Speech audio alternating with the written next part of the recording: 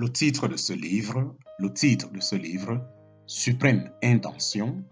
L'auteur de ce livre, c'est le bien-aimé frère Denven Fromke. Nous sommes présentement au chapitre 9. Chapitre 9, titre du chapitre 9, Son intention suprême pour l'homme. Chapitre 9, Son intention suprême pour l'homme. Chapitre 9, petit 2. Chapitre 9, petit 2. En outre, quand nous regardons les choses à partir de son cœur, il nous semble évident que le Père fait tous ses plans avec son Fils éternel en vue, afin que, dans les siècles à venir, Jésus-Christ puisse avoir un corps glorieux pour exprimer sa vie et une famille de frères avec lesquels il connaîtra les joies de la communion. De plus, quand nous sondons les profondeurs des desseins du Fils, nous voyons comment, à son tour, il se concentre sur cet objectif.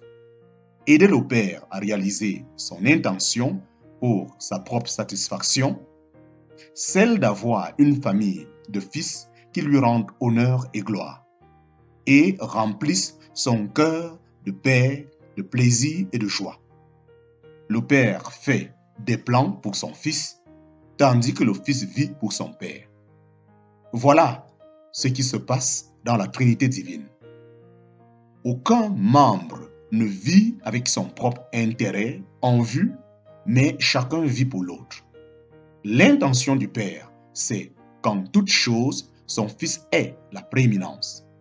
Le Fils vit pour révéler le Père et lui procure ainsi plaisir et gloire.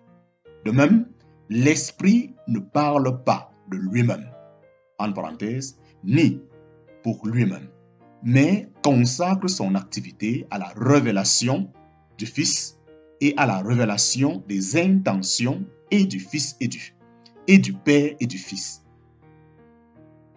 Qu'est-ce que cette attitude de cœur désintéressé? Qu'est-ce que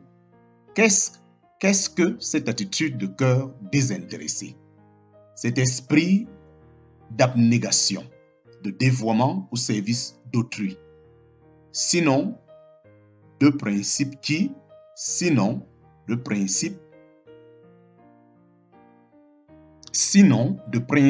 régissent l'activité divine qui n'a jamais cessé de s'exprimer en Dieu. C'est là le principe qui nous est révélé par la croix. La croix éternelle. La croix éternelle. Certains de nos lecteurs risquent d'être surpris si nous faisons cette suggestion que la croix a toujours été en Dieu. Nous croyons qu'elle est un principe éternel. Elle n'est pas une pensée de deuxième choix, un expédient, un accident dans l'univers. Elle n'est pas non plus un principe imaginé par des cœurs tendres. Elle est inhérente à Dieu. Le principe de la croix, qui semble tisser dans la trame même de la nature divine, est manifesté par le Fils et interprété par l'Esprit. Elle a toujours été le principe actif grâce auquel la Trinité allait, sans y manquer, mettre à exécution l'intention du Père. Nous voyons maintenant que la croix est beaucoup plus qu'un événement historique. Elle exprime les qualités et le mode de vie des trois personnes divines. C'est elle le principe dispensateur de vie, de lumière et d'amour qui a inspiré l'attitude du Père vis-à-vis de l'homme dès le commencement. Voyons maintenant sur le tableau noir comment la croix éternelle en Dieu allait devenir la croix enracinée en l'homme. Ce n'est qu'après le refus de l'homme d'adopter ce principe qu'une manifestation visible devint nécessaire au moyen de la croix historique de Golgotha. Voyons maintenant sur le tableau noir comment la croix éternelle en Dieu allait devenir la croix enracinée en l'homme. Ce n'est qu'après le refus de l'homme d'adopter ce principe qu'une manifestation visible devint nécessaire au moyen de la croix historique de Golgotha. Le plan de Dieu pour enraciner la croix. Le plan de Dieu pour enraciner la croix. Si nous considérons la croix seulement comme un moyen de rédemption, nous n'aurions qu'une vision partielle de l'intention de Dieu. Dès le commencement, Dieu a ardemment désiré une famille de fils qui adopterait ce principe de la croix qui a toujours régi son cœur. C'est ce qui apparaît entre les lignes d'un bout à l'autre de l'Écriture.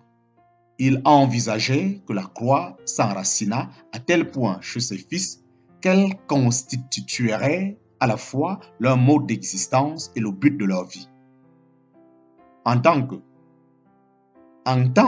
cette inclination a donné et tant que cette inclination à donner et à partager ne s'est pas manifestée chez l'homme, il manquera toujours une vraie base de communion entre lui et Dieu.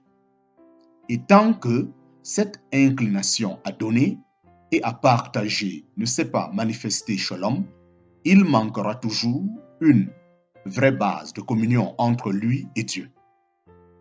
Mais pourriez-vous demander jusqu'à quel point Adam a-t-il connu l'intention de Dieu pour lui?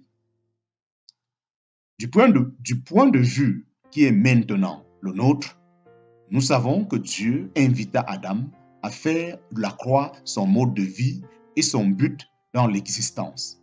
Mais la chose ne pouvait pas lui être imposée.